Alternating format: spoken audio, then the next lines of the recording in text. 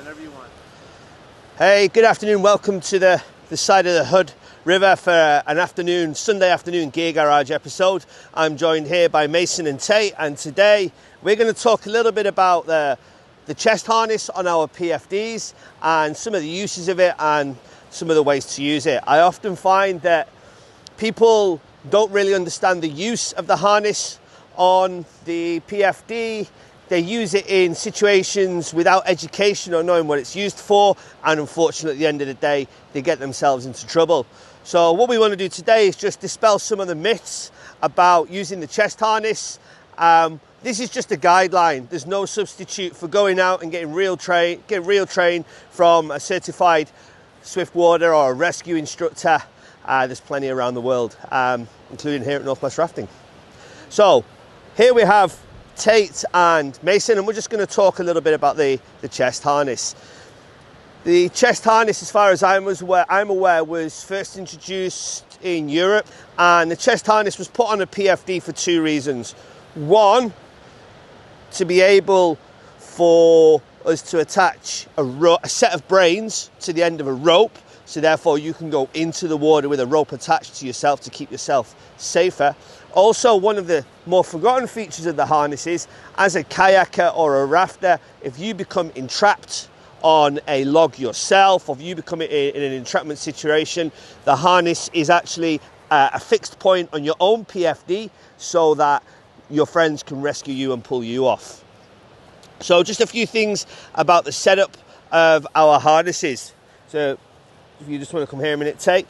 So Tate's harness is on the side of her PFD here, and if we just slowly take this apart, we'll start from the back here first.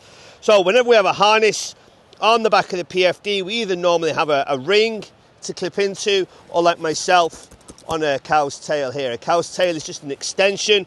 Whenever your cow's tail is clipped off to, it needs to be something that is releasable. So you can see I've got the little D-ring on mine with the cut. Okay, and also a locking carabiner on the end of your cow's tail. We'll talk more about cow's tails later on. Whenever we clip into a throw bag into a harness, remember we're always using the bag end to keep the other end of the bag clean. You're going to clip into the D-ring, or you're going to clip into the webbing if the D-ring is not there. Please make sure that you clip into the webbing.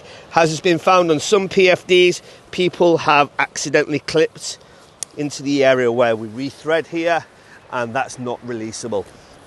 So we always make sure that we clip, and you get somebody to clip you on. Try not to clip yourself. We then look at the system for how to thread the harness. We have the tri-glide here. There's lots of discussions about how and where the tri-glide should be used. For myself, the way I think about it is I'll use the tri-glide in high energy water and use the plastic for normal everyday operations here. Okay, so when we put the harness on and we do go through the tri-glide, when we're working in a high energy water, we're releasing. If you do wear it, you're going to go through the tri-glide and just through the buckle here. Ideally, you don't want more than an adult's hand width. As has been tested, there's been various tests and papers written that the harness line here can get twisted, and then when you release, it won't release. So the idea is we have a little tail on the end here. And the correct way to release this, if you're going to follow me, Tate, you're just going to pull out and push forward and it will release. Easy. Just like so. So this is on Tate's PFD. On myself, on my palm PFD here, I have the piggyback harness, so I can just simply leave this set up like this all day long.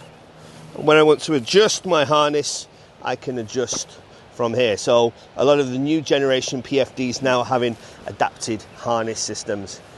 If we look on the back of the Astral PFD here, what we need to be careful of here, as I've already spoken about, when we clip in, we need to make sure we clip into the ring or the webbing. You could quite easily here misclip into here, and that can be quite dangerous. If you look on the back of my PFD, it's impossible to clip into the webbing in and around here. So what we have here, I've got 3 paddlers. I've got Tate, Mason, and we're joined by Mr. Gear Garage himself, Zach here, both wearing 3 different PFDs with chest harnesses.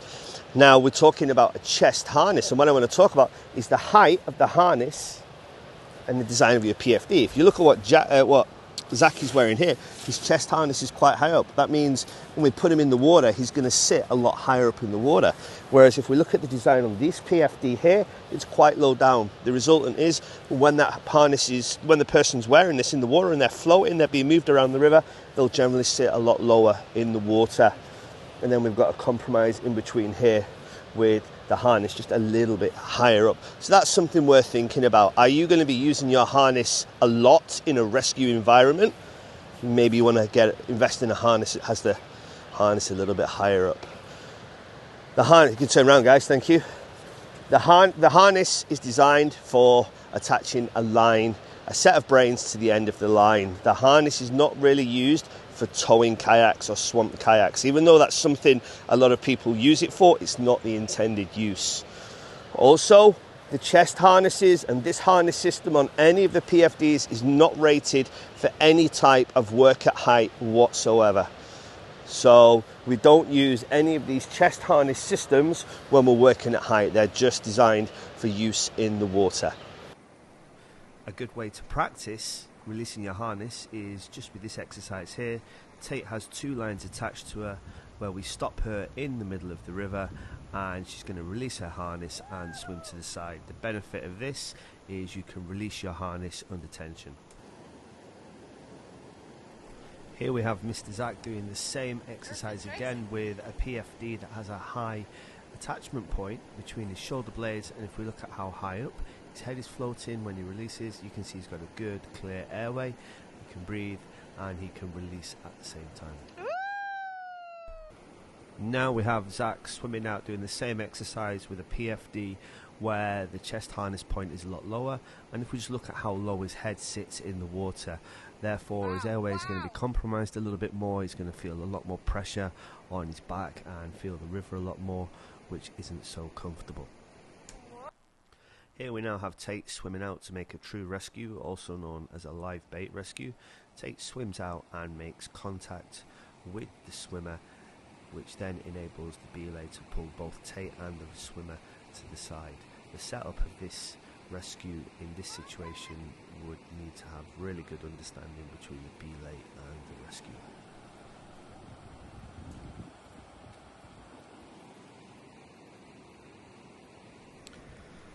What we're doing here is we've attached a 2-point tether, so 2 lines to the back of the same harness, and this allows us to control the swimmer from both river left or river right. This enables the swimmer to cross the current and either collect a piece of equipment or a casualty, and we can then pull the swimmer back across the river on the same line.